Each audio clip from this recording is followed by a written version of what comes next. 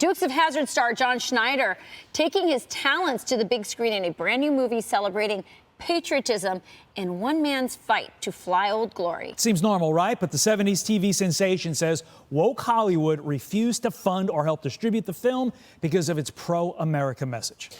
John Schneider joins us now. John, great to have you on the show this morning.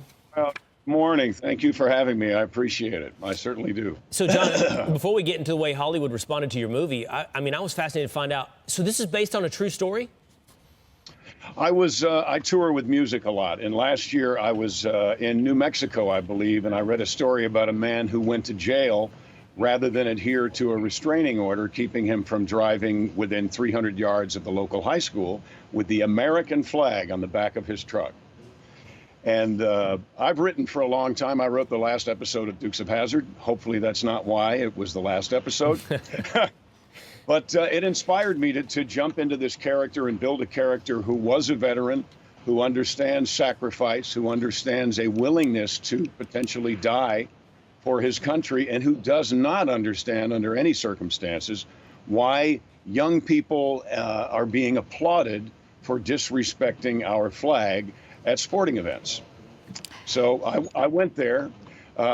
Not surprised that Hollywood wouldn't have anything to do with it. I mean, I recognize that logical, patriotic thought is the enemy to woke Hollywood. So I do need to clarify that a little bit. I didn't go to them hoping that they would help me, because I quit 11 years ago, and you know, I took my toys out of my sandbox and created my own sandbox. Well, and it's wonderful. We get great response from this film.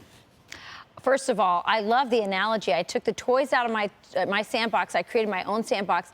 We talk a lot about that on this show, how the answer is not to keep complaining about what the wokesters are doing in Hollywood and how we need to create our own culture. We have a culture, and it is, absolutely. How important was it for you to make this film, especially on the heels of COVID and all the sort of restrictions we had then?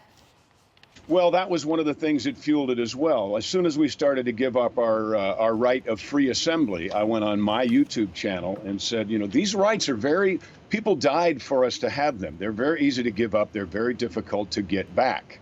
So that was one of the things that fueled this. And by the way, Hollywood, what they don't want anyone to know is that all they are is a line item on some globalist billionaire's spreadsheet. Okay, that's all they are. They owe their soul to the company store as well, as do all of these woke celebrities. They don't do that because they care. They do that because that's what's paying for their mortgages. Right. Yeah. Okay. Well, these people don't. And if I may, that's the difference. We care about our country. We love it, and we are willing to die for it.